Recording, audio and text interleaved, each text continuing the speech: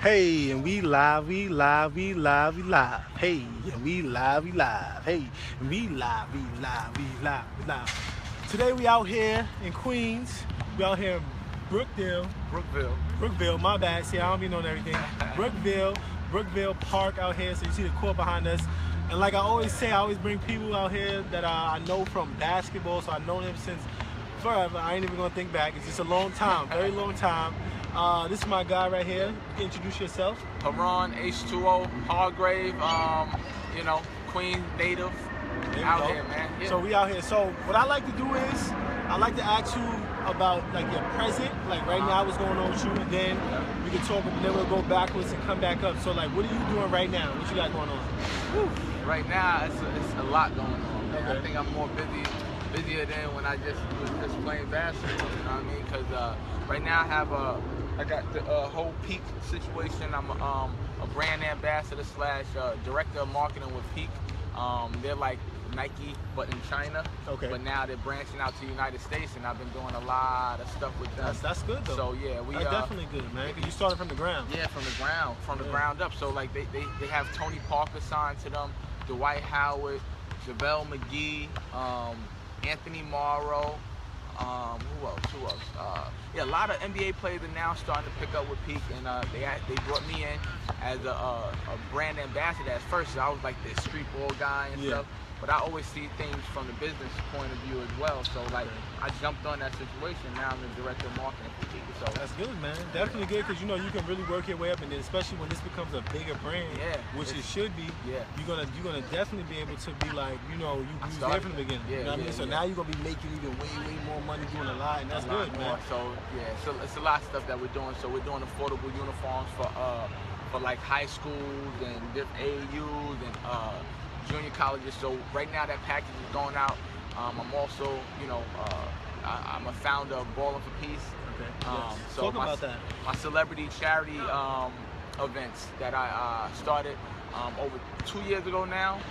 We've done so many events so far. Now next, we did Baruch College, where we had over 1,500 people there. Then we did York College, where we had about 2,000 people in February. Yeah, and then we did the flag football game, the bowling events. So, my message with that is peace through sports. Yeah. You know what I mean? So everybody has their way of giving back and doing for the community. My way is sports. I played ball my whole life, and So let's kind of get more into that, right? So you doing it peace through sports, and that's partly we're gonna go a little bit off and then back, but it's never really off, right? Yeah. So when you talk about peace through sports, what are some things that you've seen in your neighborhood that made you want to do some stuff like this, or who are some people that's made you push you into that direction of doing this type of things? Well, a direct hit to me was when I even started the Queens Week. We was doing Queens Week for over 10 years. Yeah, shout out to Buck. Shout out to my boy Buck. But we started that way back in the day, because right here in my neighborhood, my best friend, Mark Arrington, got killed. I was away at school at the time in California, and my boy got shot up. I heard about it, and it's still to this day. It's definitely tough. It's tough. It's not, you know what I mean? Like, that could happen like 15 years ago. You're still gonna be dealing with it because it's an everyday thing. You have situations where you're like, damn, if my boy was here, he would have probably did this or did that. That's how it really is. Because I've lost friends too, and it's tough. So you think about them, and you never forget about them. Never. But you got to keep moving on in life. But it's I just went to his first Marky Day. They have something called Marky Day. Okay. I just went for the first time this summer because I couldn't really bear with it. But it also looked like I didn't want to be there because I wasn't going. Yeah. But everybody copes differently with how they deal with certain things. So, me and Mark, like, people don't understand. Me and Mark was together every day. You know what I'm saying? So it was like, it's really tough on me, and it still is. You know what I'm saying? We got a lot of flies out here. We in Brookville. You know how the bugs are. Yeah, the bugs. But I was trying to get a good view of the court, because we all about ball and everything else too, not just ball. But it is definitely hard to deal with. But so let's jump back more. So that's part of your inspiration of doing what you do for peaceful ball. What is some, like, being as a charity, are you like giving back to people, like in a sense, like like profit, like some of the profit, I guess? Yeah, so we the first 2 years, like you kind of figure out how it's gonna work. You know, like the first year we had a fiscal sponsor. That means somebody that. Hold on. Like I always say, you know, my planes be following me and shit. And they don't never just chill. I told them I'm gonna be ready around 12:30. But anyways, you gotta get on that private jet. You know, my private jet. They don't never listen. All right, so just explain a little bit more about it. So you have sponsors that, or you have organizations that you team up with. First year we teamed up with Life Camp. That was the non-profit organization that we were, you know, gonna donate back to. But you have to make that money. You know what I mean? To put out, so you put out so much money overhead for the event, the venue costs, the security, the workers. So you try to get as much money as you can, and you try to get people to donate so that you can actually have something for the people. You know what I mean? But you know, the first couple years, to be honest with you, you just you kind of break even or not even. You know what I mean? So these events cost. So but that's part of the struggle when you out there and you're being an entrepreneur and you're being independent. You're gonna definitely take a lot of losses, but sometimes those losses teach you in a sense like, okay, now I need to do it this way. Or I need to, you learn as you go on. Of course, yeah. So you know, it looks good, all the people there and everything like that, but they don't understand. They don't know about the cost behind the scenes. Everything behind the scenes. So that's behind the scenes stuff. That's real stuff, real spit. But I'm in the process of doing my own nonprofit organization as well, and paperwork is in and everything. So that's being on the way. Congrats on that, bro. Congratulations on that. So what do you have like up and coming? Like what's some things coming up? All right, so actually tonight I have a show that I've been doing music, not me. Okay, yeah, I know. But, I know. You was telling me last time I saw you said you've been like managing, managing. I've been helping out my boy Graf. He's from Queens. He's from Rosedale actually. Okay. So let's stop right there real quick. Okay. And the only reason I was right there because she's talking about Graf, and I know you're talking about a lot of things he's doing. Yeah. So I want you to tell them about your social media and kind of like.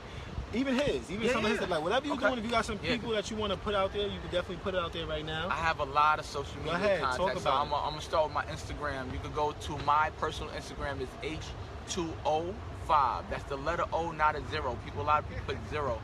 I'm like, it's water. It's H2O, like H2O5. But a lot of people didn't pass science, bro. You can't. Science was a hard one. Science was a hard one. You know, I don't know. You know, I've been called H2O for years, so I know the whole thing. But, and then it's H2O music _. So it's H2O, the letter O, music _ That's the music page. That's a lot of stuff I've been doing with music, putting a lot of these shows and showcases and concerts together for these artists and giving them a platform to do what they do. You know what I mean? Like, so that's my music page. My basketball page is H2O basketball. Everything is H2O. H2O basketball.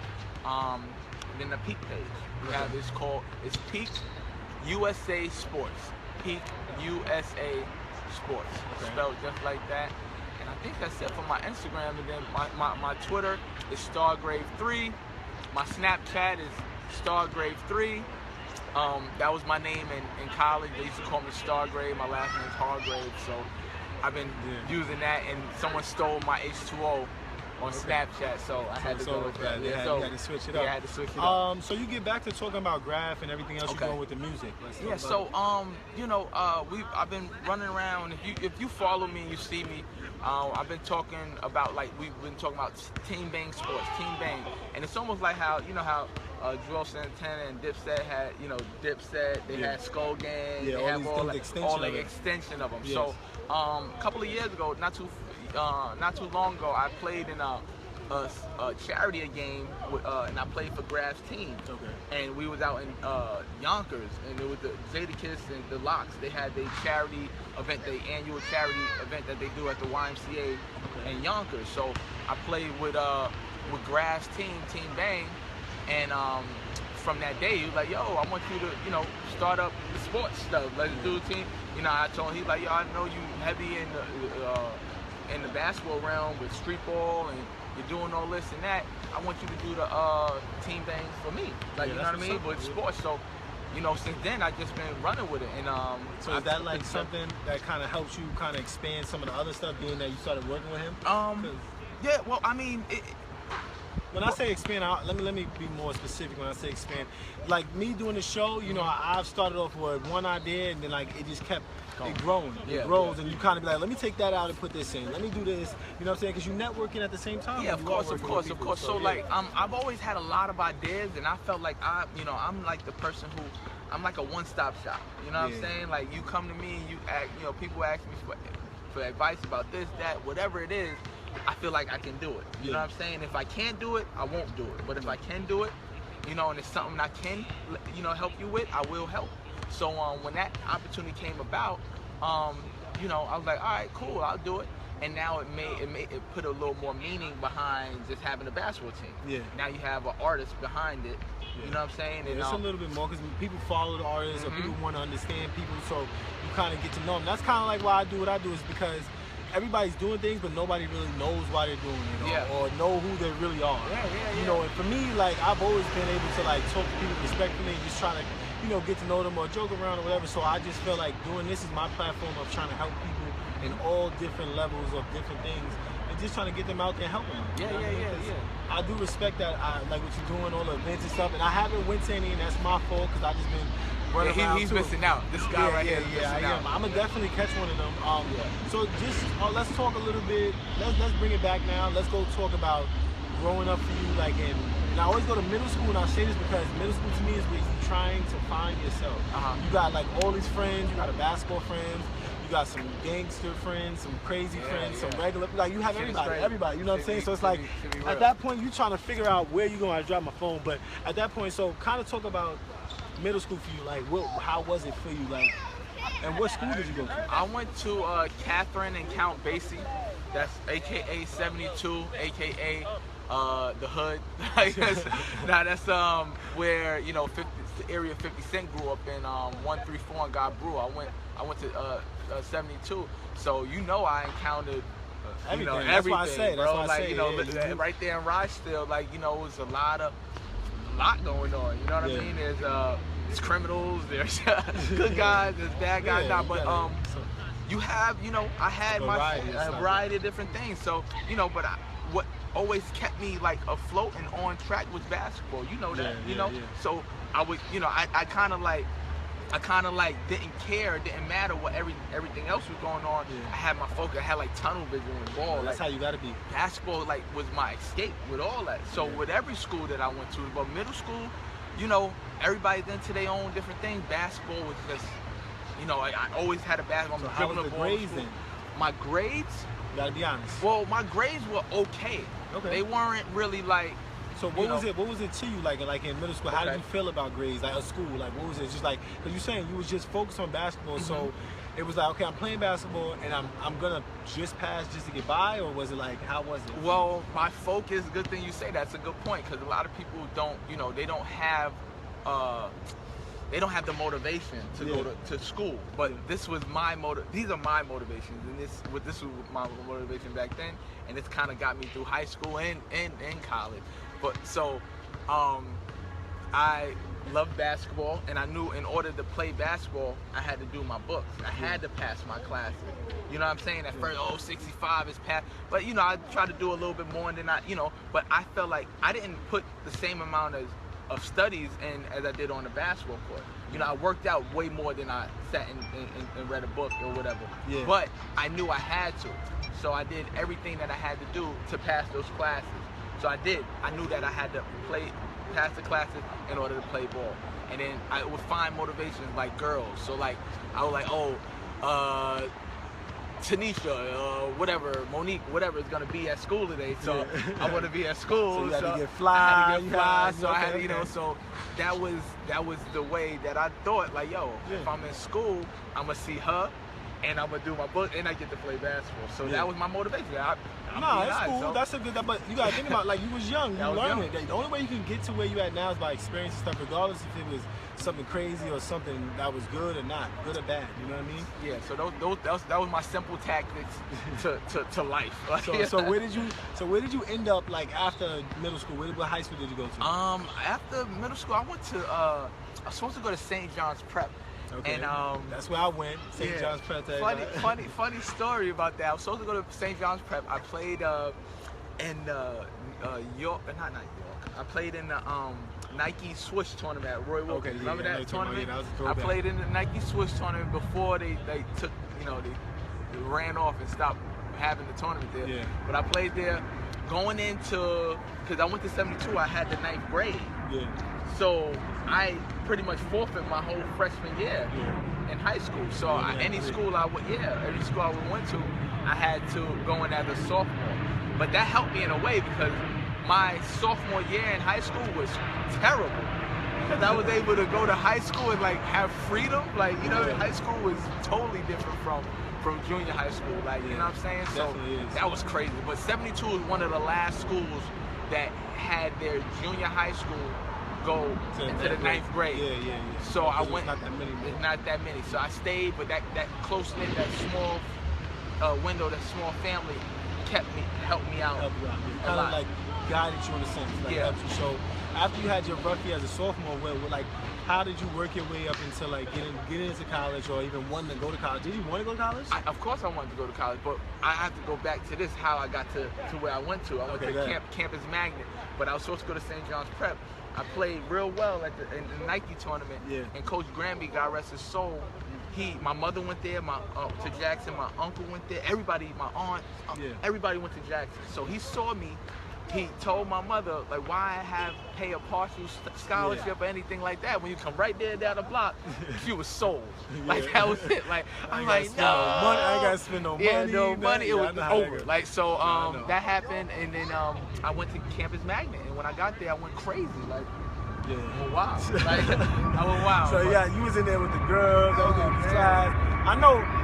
See, that's one thing. I know, it's crazy. But anyway, like I said, we over here by the airport. My plane's flying in and out, but going into school and basically being in there, playing a little ball, but also dealing with the females, how did you kind of get out of that in the sense of being more focused back on your track?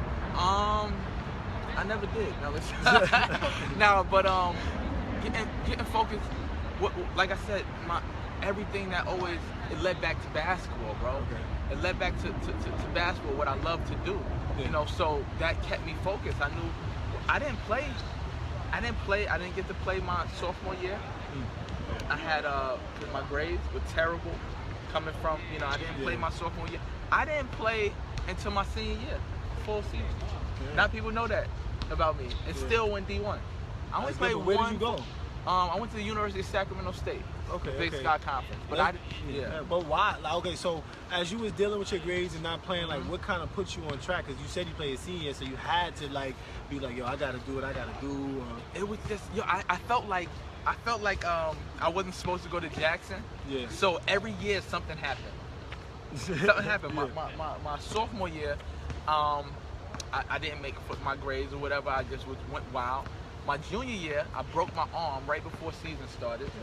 Broke my left arm, and that's why I shoot so much with my right hand, like people used to get now. But I broke my left arm right before my junior year, and then my senior year, that was all I had. So I had to go all in. I wanted to go to prep school and stuff like that, but afterwards, things didn't work out that way. So I went straight through, and I only played 1 year of high school basketball. That's good though. That is. And it was hard. A lot of people don't know that. I only played 1 year of high school basketball, but that was definitely it was tough, but yeah. So when you went to college, like, what did you expect there? You was like, I'm going here, I'm about to turn up again, I'm about to get these females, these mad thoughts.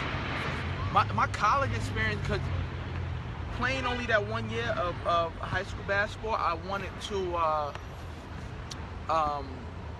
really? I tried to go to prep school, so I was going that whole route, and I was supposed to go to a prep school, and it didn't work out. So last minute, I didn't have anywhere to go. Yeah. So then all the junior colleges that I had, because I didn't have A1 grades because of high school and stuff like that, but all the junior colleges that I had that wanted me, they kind of fell away because that was, I was saying I was going to prep school. Yeah. So I had to go to Sullivan Community College. I was on Labor Day. Hold on. We good though. I was just reading some of the comments. Everybody just shouting out like, yo. Boy, Stacy, yeah, I see you. What's up, Stacy? Now I mean, small world. Okay. Yeah, but yeah, like so you went to Sullivan. I had to go to Sullivan. Yeah. And when I got there, I wasn't even supposed to be there. So my aunt got me in that school. Yeah. So it wasn't like a matter of fact, Tippy called as well. Shout out to Tippy. This is the only guy that can never hear you but always hear you. Yeah. You know what I'm saying? Tippy's the best. But that's my guy. That's my guy, man. So Tippy, I called him last minute, like, yo, Tippy, my aunt's making me go to Sullivan Community College. Like, I can't go to prep. She's forced me to go there. So he called the coach, Chad Beaton, and I still talk to him this day. He wants me to actually come out to LA and coach at Crossroads right now. Like, that's what's up, though. So that's what makes life. Yeah, it makes it much easier to get out and do stuff. Yeah, it makes life situations. Some parents, they may look at sports like just to like get their kid out and do stuff, but you're really getting your kid out to be networking with other people, because as they grow, everybody's doing something. Like they say, basketball, football, whatever these sports these kids are doing is not going to be their end all or whatever, but it can always help them to network and start working with somebody else or being friends or, you know, coaches, everything. People guide you. Basketball has guided me through life. Like, if you think about it, like from elementary school to junior high school to high school to college to playing professional ball, like doing street ball, coaching, training. Yeah, it's definitely pushing. My life has been like pretty good. You know, if you follow that path, a lot of people get into it. It could be a gift and a curse. Yeah. Sometimes some people can't, know when to let go of it, and some people, don't even know how to use what they have. You know what I'm saying? But I felt like I mastered all of that and put it all together and make basketball make me money, successful, coaching, and it's an easy thing, for me, so I look at people, whatever it is, that's basketball for me, maybe it's football with somebody else, baseball, but sports, you don't have to be in the NBA or the NFL to have an impact on people's lives or have an impact in your sport that you play. Exactly. You know what I mean? Honestly, that's the truth, because like you said, okay, you went professional, but kind of get more into the professional that you went, like basketball-wise. Where did you go? I played in Romania. I played in Hungary. Did a tour in China. Played Dominican Republic, Colombia. And in the last couple years, I've been traveling, playing 3-on-3 basketball. 2020, they're gonna probably 3-on-3 basketball will be Olympic sport. You know how they got 2-on-2 volleyball and all that? So the only reason why I ask that is because you see, like, some people say professional and then they just think you got to be in the NBA. You don't have to. You can really make money outside that, traveling around and seeing the world. So as if you're at a spot like how he was, in a sense where he only played his senior year, but he did good his senior year, and it pushed him into different things. That's how you have to do. You can't give up on your dreams. You got to work hard, but also you got to know your limits. You know what I'm saying? You got to know when to let it go. Yeah, let it go and try something else. You got to really take those relationships that you get on your journey and use them and learn more about people and understand what they're doing, because people can always help each other. You know what I mean? So talk a little bit more about your college years. My college years, so going back to Sullivan, I went to Sullivan. I got there, I wasn't supposed to be on the team. It was pretty much Tippy had to make a call to the coach. Coach Beaton, he didn't know nothing about me. I'm like, yo, I just killed this senior year. Like, I got there, I was the 17th man, bro. And the picture days, if you look back to Sullivan Community College, our picture day, I had on a practice warm-up. An old one. It was like the most disrespectful thing I've ever had in my life. Here you go, take that. Yeah, take that. It was bad, bro. But coming from a situation where even when I wasn't playing on my high school team, I was playing in all the leagues. Everybody knew me, and even when I did play my senior year, I averaged 18 and 8. Like, I did real well. You know what I mean? But I know that. I know that had to be tough coming from something and to be treated like nothing. Like shit. Yeah, like it was crazy. Like, it was insane. That was a really tough time in my life, going to Sullivan those first couple of months, because the coach don't know you gotta earn your respect. And I wasn't the biggest guy in the world. I'm still not the biggest guy in the world, but like, I was super skinny, super small, and I'm playing in junior college with 26-year-olds, and I'm 17, 18 years old, playing with grown men like this, and already I'm down because the coach don't even know me. So you had a lot of odds. I had a lot of odds against me, but from that, I went from nothing to the MVP of that team. Led us to the finals and everything, and the NJCAA, whatever that is. Yeah. Yeah. So. But see, that's good though. I'm gonna cut you off. The reason why I say it's good is because some people get in these situations and they scared to fail. And failure, like I always say, is not a bad thing because failure turns into success sooner or later. So it's like if I fail, it's like now you gotta find some way to get out of it. You know what I mean? When you have these problems. Okay, so you went MVP. Yep. And how long did you stay there before you went to Sacramento? I only stayed 1 year at Sullivan. My head coach, Chad Beaton, who was the coach there, his father was the coach at UAlbany at the time, so I was gonna go from there to UAlbany. Yeah. And then that didn't happen. Something happened with that. Coach Beaton left in the middle of the summer, like in July. He calls me like, oh, before the season was over, he's like, oh, I heard rumors that I might be leaving. I'm not going nowhere. We like, what rumors? No one heard anything, bro. Like, it wasn't social media back then. Like, so he made up his own rumor and like he left. Like, but he called me like in August, July, and telling me that he's leaving. Yeah. So I'm in the gym with Tippy. I'm like, what? Like, you know, I was planning on going to Sullivan 2 years and then going to UAlbany. That was my thing. Like, I was gonna go there, but then that didn't happen. And then you know, so I was left to scrambling. The school, Monroe Rochester, called me.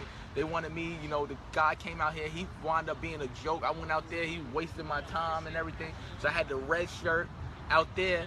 Then I went to California. Okay. I went to California. I went to JUCO in California. I was going to LA City first. I went there for the summertime.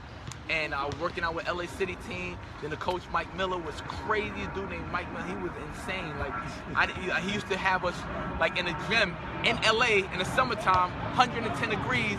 He has the heat on while we're practicing. I swear to God, it was crazy. The craziest thing. He had us doing jump stops for 2 hours. It was wild, bro. So I told Tippy, I can't go here. Yeah. He said, you got to make it work. You're not coming back to home from California until you find a school. Yeah. So I'm like, bro, like, I don't want to be here. Like, but now, look at it. I had a year at Sullivan where I played great. Then I get called in the middle of the summer, like, yo, I'm out. So then I go to Monroe, and it was just a terrible situation. Yeah. So and then I go to LA City, and it's bad. So it's now looking like, it's like, yo, H, what are you doing? What's going on? Like, yo, and then in myself, I'm like, yo, what is going on? Like, I started getting scared. I'm like, yo, but it was really bad, bro. Like, and I was like, I know it's not me. Yeah. It's not me. Like, this coach won't let me play. Like, here, he has his favorite players, and then this coach is a maniac. I don't want to play for him.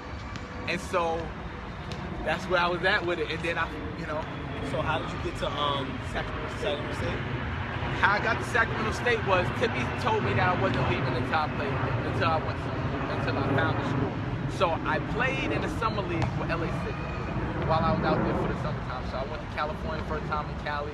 I played with LA City in the summertime. The head coach, Mike Miller, didn't coach the summer league. Okay. The assistant coach did. So I was able to rock out with the assistant coach. So I wilded out.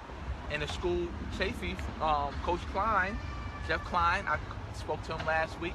He always asking me for talent and everything. I'm always sending guys to him and everything as well.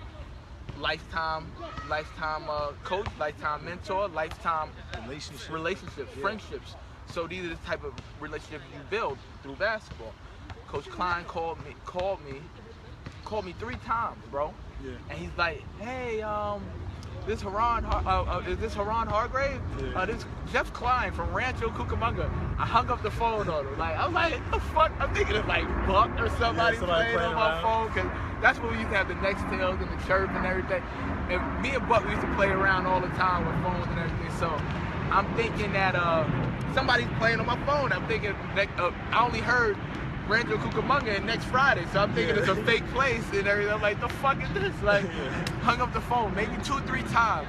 Then Tippy calls me, like, what the hell are you doing? You're looking for a school, the coach is calling you, and you keep hanging up on him. I'm like, bro, like, I thought it was fake. So in his voice, the way he sounds, if you talk to him, you'll think you're gonna laugh. Like, you're just gonna like burst out laughing. So I called him, spoke to him. And he's like, hey, I love your game.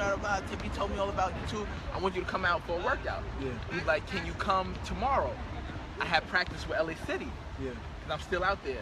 And so on this decision, I had to like say, yo, because if I miss practice with this guy, it's over for me. Yeah. So I had to put all my eggs in one basket and go out there to Chafee and like go out there and do my thing. Yeah. right? So I'm like, all right, cool, I'm gonna go. Yeah. I told Mike Miller I hurt my hand. I told some nonsense, and I went. Yeah. And I went and I traveled. I had got on some Metro Path train or something. I didn't know where the hell I was going, but they picked me up.